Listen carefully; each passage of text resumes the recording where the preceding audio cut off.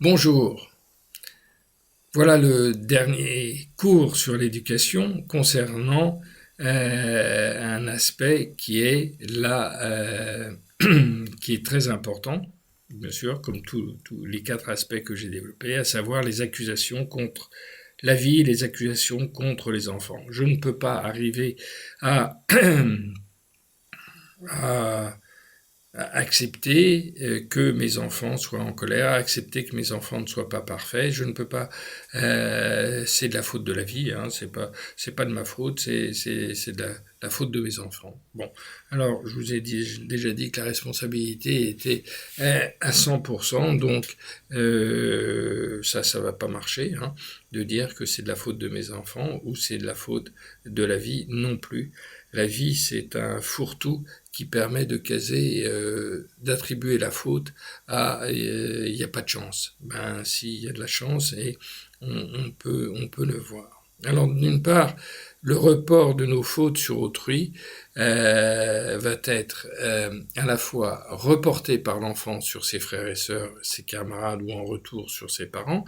Vous avez vu le premier schéma où avec les boules, ça tapait bing, bong, bong, bong, ça se renvoie la balle et la fausse motivation, c'est exactement ça. Chaque boule est une personne, un être humain, et s'il y en a pas, ben on le reprend dans la figure, mais s'il y en a une, s'il y a quelqu'un d'autre à côté, ben les frères, les sœurs, etc., les copains, eh bien c'est eux qui vont écoper de cette accusation que vous avez envoyée, le choc que vous avez envoyé sur le monde extérieur va être récupéré par le premier venu, comme dirait De Vos, et c'est lui qui va retransmettre ce choc. Il va le retransmettre, ou s'il n'y a personne autour de lui pour le retransmettre, il va vous le renvoyer sous forme d'un boomerang. Ou pire, quand vous reportez la faute, votre faute, sur vos enfants, eh bien, ils vont se sentir coupables. Et vous avez vu dans le cours précédent que la culpabilité, que les enfants se sentent responsables de leurs parents, et que cette responsabilité fait que euh, ben, fait que cette responsabilité fait que ils vont exagérer la culpabilité qu'ils ont et si vous accusez un peu trop, vous reportez vos accusations sur vos enfants, eh bien vous les rendez extrêmement nerveux, extrêmement coupables et ils vont intérioriser cette culpabilité et partir dans des, comment dirais-je,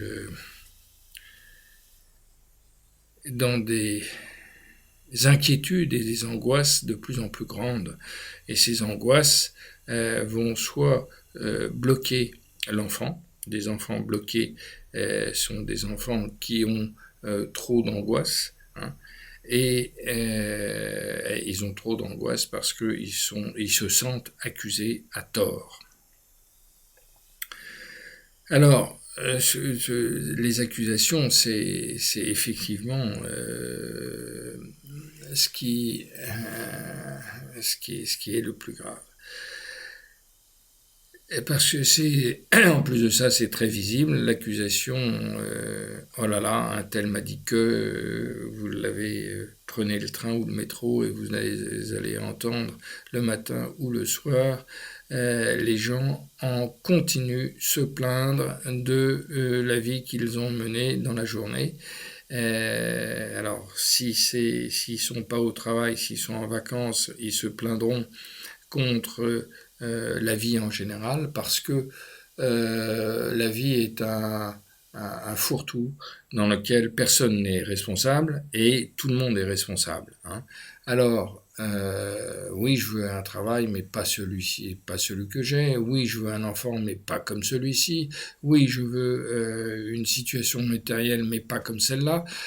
Il y a toujours une accusation quelque part qui traîne. Et la vie, c'est ce terme générique qui englobe tout et qui permet d'accuser globalement tout en disant je n'accuse personne, j'accuse la vie. Comme la vie est neutre, alors on a l'impression que c'est pas notre faute, mais la vie, elle se défend parce que la vie est dotée de la justice immanente. Alors accuser la vie, c'est accuser en fait le fait d'exister, et le fait d'exister, ça vous pouvez pas y échapper, vous existez, et vous pouvez pas accuser le fait d'exister, vous pouvez pas dire je n'existe pas, non, vous existez avec vos erreurs et vos erreurs et vos avantages, vos erreurs et vos qualités, hein. Alors développez un peu plus vos qualités au lieu d'accuser sans cesse les autres, ce qui vous permet d'éviter d'avoir à développer vos qualités, hein. Ah, je peux pas faire ça. Ah, parce que si vous pouvez pas le faire, justement, c'est là l'erreur. Si, on peut toujours faire, et on peut toujours faire, pas parfaitement, mais on peut toujours faire quelque chose. Alors, voyez, devenez actif au lieu d'être accusateur, hein. Et on croit devenir irréprochable quand on ne nomme personne, mais c'est une façade, hein. En fait, on est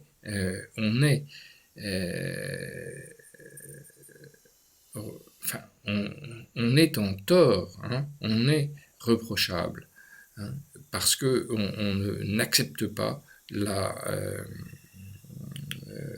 on n'accepte pas la situation telle qu'elle est. Alors, l'accusation contre la vie, c'est la pire des choses que vous puissiez faire, parce que ça sape le moral de l'enfant quand il voit ses parents accusés à tort, systématiquement, quelque chose qui est extérieur, qui ne dépend pas d'eux, hein. Alors dans ce cas-là, ça leur donne l'exemple de dire si j'ai pas réussi à mon examen, c'est de la faute de la maîtresse, et si au contraire, voilà, donc c'est en permanence, ça donne un mauvais exemple à l'enfant qui va commencer à se plaindre, et alors par la sentimentalité qu'on a vue, les parents tombent dans le piège tendu par l'enfant, qui est venez me défendre contre la maîtresse, venez me défendre contre le monde extérieur. Mais non, le monde extérieur il est tel qu'il est, et toute votre vie, il faudra faire face à ce monde extérieur, aux critiques, aux remarques des autres. Alors, si vous n'avez pas commencé tôt, vous n'y arriverez pas, hein. Donc, il faut vous entraîner. Et il n'est jamais trop tard, si vous êtes déjà adulte, n'ayez pas peur. Vous pouvez rectifier le tir. Vous pouvez vous mettre maintenant à arrêter d'accuser la vie, hein. Et tout ira mieux très rapidement. Alors, l'autre forme de l'accusation, c'est l'angoisse d'opinion. L'angoisse d'opinion, c'est pas la culpabilité, hein, il faut pas la confondre comme ça. C'est j'ai peur de ce que les autres pensent et je m'accuse. C'est pour ça que c'est une accusation. Je m'accuse de ne pas être ceci ou de ne pas être cela. Parce que n'étant pas comme j'imagine que je devrais être, eh bien, les autres vont penser du mal de moi. Donc, dépendant de ce que les autres pensent de moi, je vais créer une sorte je vais m'accuser, et c'est ce qui vient d'une angoisse d'opinion. L'angoisse d'opinion des autres et de nos enfants. Donc j'ai peur de ce que pensent mes enfants et j'ai peur de ce que pensent les autres. Vous voyez, là encore, il y a une sorte d'ambivalence. À la fois, vous allez être en accusation contre les autres, pourquoi ils pensent ça de moi, et vous allez être en même temps en accusation de votre enfant. J'ai peur de ce que mon enfant pense de moi. Il me voit être en accusation, donc ça c'est pas bon, donc j'ai peur qu'il soit déformé parce que je suis en accusation contre les autres, donc finalement je lui en veux aussi. Et donc on reporte notre angoisse d'opinion en accusant nos enfants. Et des fois on accuse les autres par angoisse d'opinion.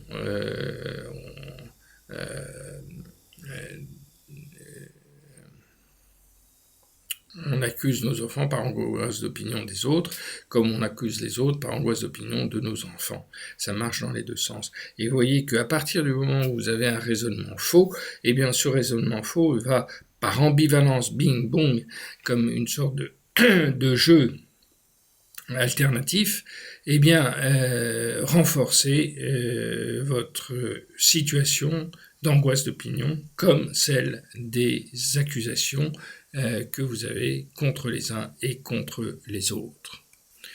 Alors, si mon enfant a un problème, c'est de la faute des autres. C'est dû aux conditions de la vie. Donc ça aussi, la faute reportée, si elle n'est pas, là encore, constamment, et vous avez vu que sur ces 6 cours, je n'ai fait que répéter qu'une chose, c'est que dès qu'on s'appuie sur le monde extérieur, on se trompe. Parce que le monde extérieur est indépendant du monde intérieur, enfin indépendant dans le sens qu'on ne peut pas agir sur le monde extérieur sans agir en premier sur le monde intérieur, sur nous-mêmes. Donc il faut agir sur nous-mêmes. En premier, il faut commencer par se contrôler. Si on ne se contrôle pas, eh bien, on va de déception en déception, de problème en problème, et on n'arrivera jamais à résoudre, et on se plaindra, on sera en accusation, on sera en sentimentalité et en culpabilité exaltée tout au long de notre vie. Et ça, c'est extrêmement déformant pour l'enfant. L'enfant a une difficulté. Il se plaint. En tant que parent, on se sent responsable on se sent responsable et on projette alors la faute sur autrui en l'accusant. Si l'enfant se plaint, c'est ce que je disais, il tend un piège à ses parents et on va voler au secours de notre enfant. En 1950, c'était le contraire, si vous voulez. On disait à l'enfant, c'est de ta faute, essaye de rectifier un petit peu. On allait dans le sens d'imposer une certaine discipline, et on était moralisant. Alors maintenant, c'est le contraire, on est amoralisant, c'est-à-dire contraire à la morale, et on va accuser en permanence le monde. C'est pour ça que j'ai mis l'accusation à la fin, parce que c'est aujourd'hui la plus grosse des tendances, et cette accusation cumulée au niveau d'un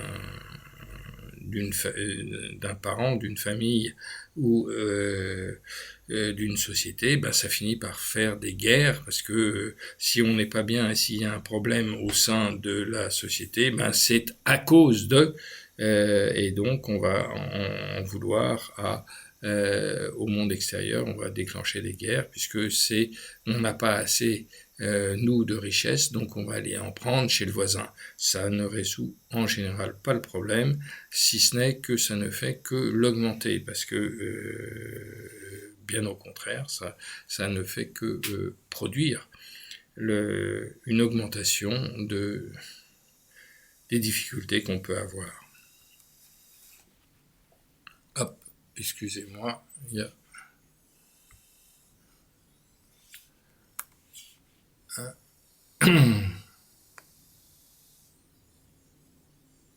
un petit problème de...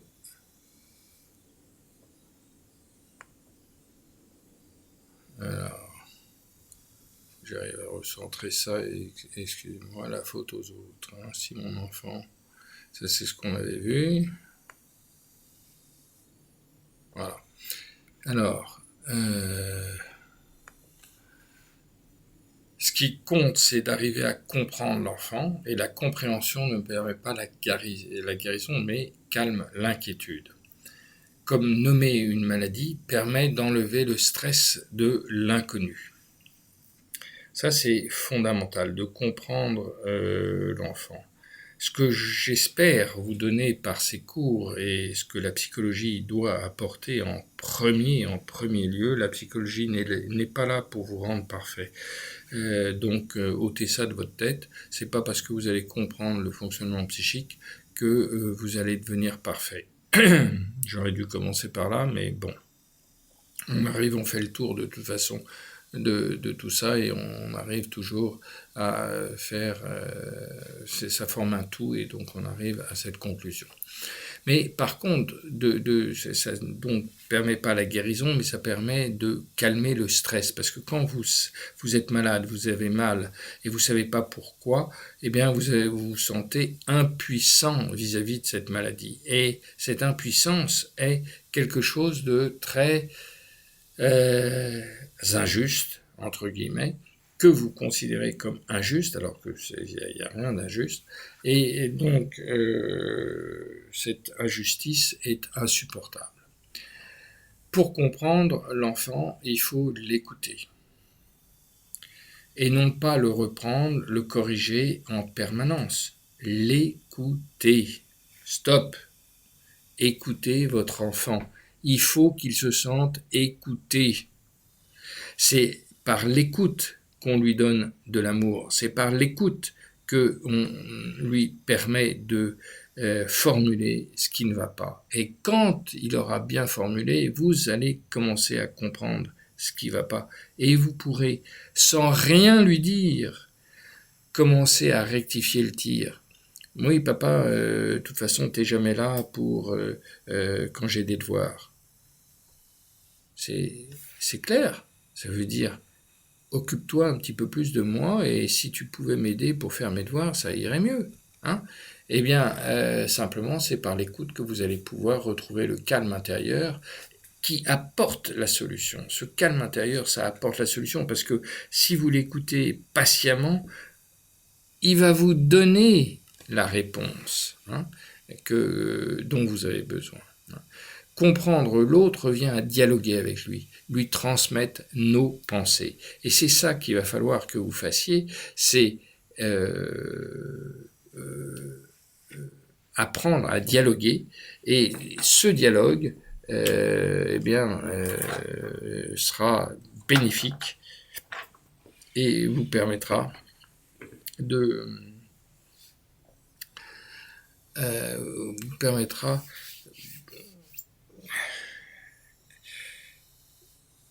tout remettre en place, de l'amour pour votre enfant, de la véritable fermeté vis-à-vis de votre enfant. Je ne vais pas parler assez de la fermeté, mais la fermeté, c'est quelque chose de fondamental. Un enfant a besoin de sentir ce qui est bien et ce qui est pas bien. Mais de le sentir, ça veut pas dire d'être grondé, ça veut dire simplement, ça, tu vois, ça a une conséquence qui n'est pas agréable. Maintenant, c'est toi qui décides. Si tu veux, c'est toi qui choisis. C'est en le laissant choisir qu'il apprendra à devenir adulte. Tant que vous ne le laissez pas choisir, il reste un bébé. Et il ne grandit pas intérieurement. Voilà. C'est bien ça qu'il faut que vous arriviez à penser. Donc, en résumé de l'ensemble de ces cours, je dirais que le manque de confiance en soi est l'élément déclenchant, si je puis dire, qui va faire que l'enfant ou vous-même, si vous n'avez pas confiance en vous, que vous soyez mal dans votre peau, mal à l'aise, et c'est ça qu'il va falloir essayer d'améliorer. Donc, tout ce qui est hésitation permanente, je devrais en faire plus pour mes enfants et ambivalemment j'en fais trop pour mes enfants, c'est l'ambivalence dans laquelle la plupart du temps nous sommes. C'est valable pour tout le monde, hein. Ne soyez pas, c'est, c'est, je veux dire, c'est tellement évident, hein. C'est pas pour les autres que je vous fais ce cours, c'est pour vous, hein. Ce cours n'est pas pour vos enfants, il est pour vous. Ce cours n'est pas pour améliorer vos enfants, il est pour vous, hein. Et si vous améliorez, votre enfant va s'améliorer forcément. Prenez le temps de comprendre que c'est vous qui êtes aux manœuvres, c'est vous qui formez le cerveau de votre enfant et ou la déformation de votre enfant. C'est vous qui êtes responsable. Donc être soi-même et laisser l'enfant devenir lui-même, hein. C'est par ce travail que vous pourrez avancer. C'est ça le point le plus fondamental, c'est le fait euh, de sortir de cette hésitation ambivalente qui est j'en fais pas assez et j'en fais trop. Et où, du coup, si vous voyez les deux pôles, ben vous arriverez à trouver le juste milieu entre ces deux exagérations, d'en faire trop ou d'en faire pas assez.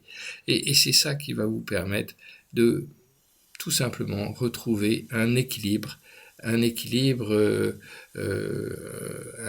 intérieur, et de cet équilibre va naître l'équilibre de vos enfants.